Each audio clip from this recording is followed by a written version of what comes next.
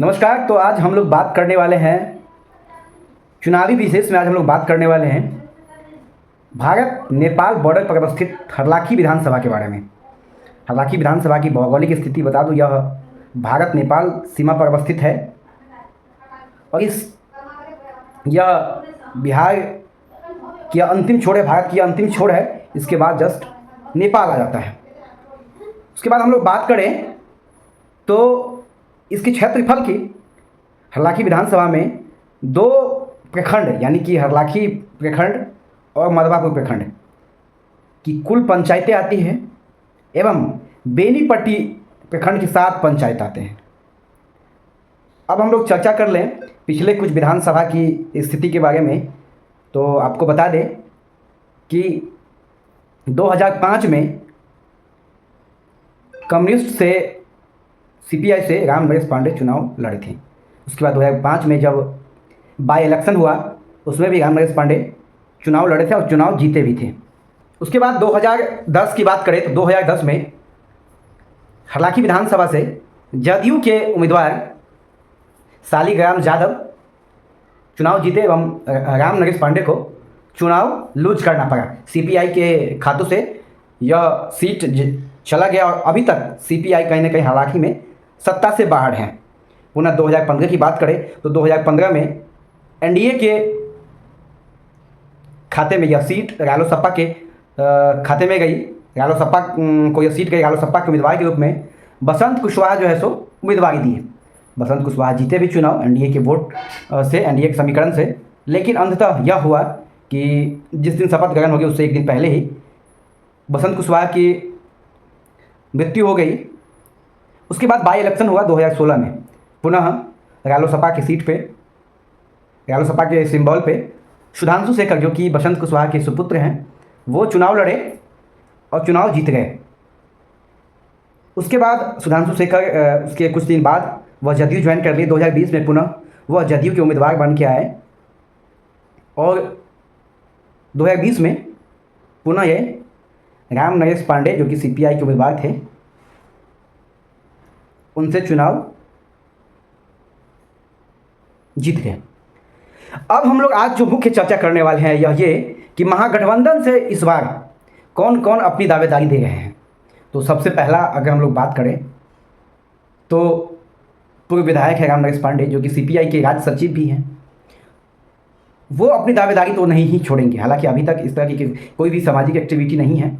Party कार्यक्रम तो हमेशा ही करते रहते हैं, राज्य के बड़े महागठबंधन के बड़े नेता हैं, लेकिन चुनाव से रिलेटेड किसी प्रकार की एक्टिविटी नहीं दिखाते हैं। लेकिन यह उम्मीद हम लोग लगाएं कि अब हम लोग बात कर लें कांग्रेस का। कांग्रेस का इससे पहले उम्मीदवार रह चुके शब्बीर अहमद कांग्रेस का उम्मीदवार भी रह चुके, कई बार निर्दलीय भी चुनाव लड़ चुके हैं शब्बीर अहमद जी, और अच्छा खासा पकड़ भी है उनका समाज में।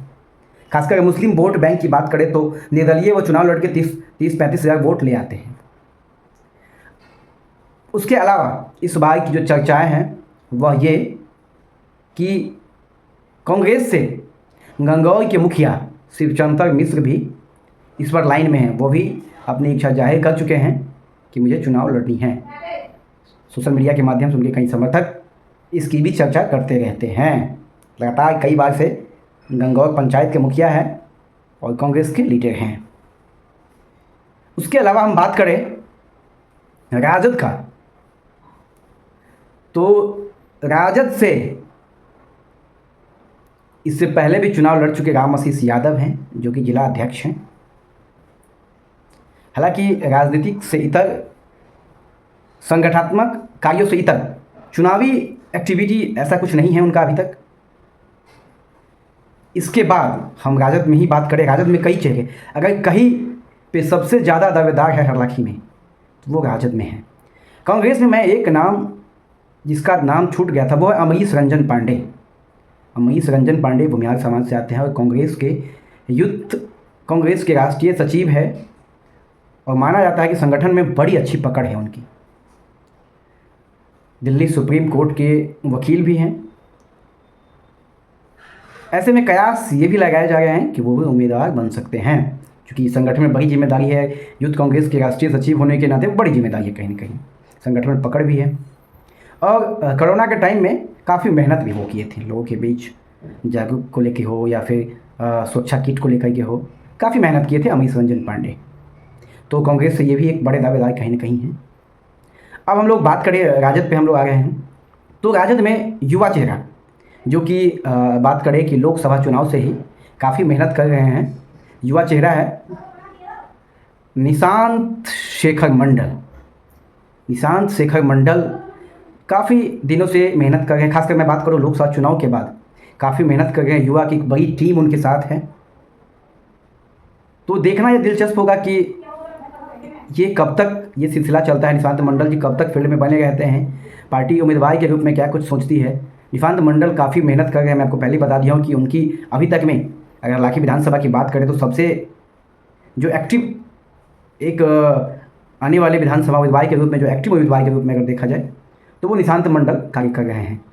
और हालांकि वो जिस समाज से आते हैं उसका वोट बैंक भी अच्छा खासा वोट बैंक भी है, हालांकि विधानसभा में धानुक समाज से वो आते हैं, तो वो तैयारी में लगे हुए हैं। और उन्हीं के साथ एक और उन्हीं के जाति से एक और चेहरा है जो कि पेशे से डॉक्टर हैं, डॉक्टर संजय मंडल। वो भी इस लाइन में हैं कि मुझे भी कहीं टिकट दे दे तो मैं भी विधानसभा चुनाव लड़ूँ। वो भी अपने आप में दावेदारी पेश कर रहे हैं, राजद से सामाजिक एक्टिविटी में लगे हुए हैं। मैं निशांत मंडल की बात करूं तो फातिमी एवं अब्दुल बारी सिद्दीकी के काफ़ी करीबी भी हैं और कई मामलों में वायरल भी हो चुके हैं।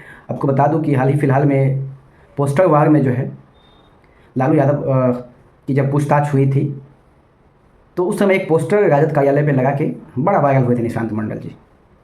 तो निशांत मंडल है, युवा चेहरा है हरलाखी से और काफ़ी मेहनत भी कर रहे हैं, उनकी टीम भी युवाओं की टीम है। अब हम लोग बात करें राजद से, मैं आपको पहले बता दूं राजद के जिला अध्यक्ष हैं राम आशीष यादव, पूर्व में विधायक भी रह चुके हैं और हरलाखी से भी चुनाव लड़ चुके हैं। राजद के कहीं ना कहीं जिला अध्यक्ष हैं तो बड़ी भूमिका है, बड़ी जिम्मेदारी है उन पर और बड़े नेताओं में उनकी गिनती आती है।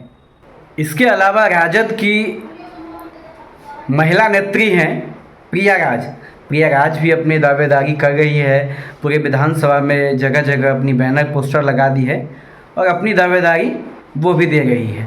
बहरहाल आप यह देख रहे हैं MNL बिहार और मैं हूं आपके साथ अचंद्र।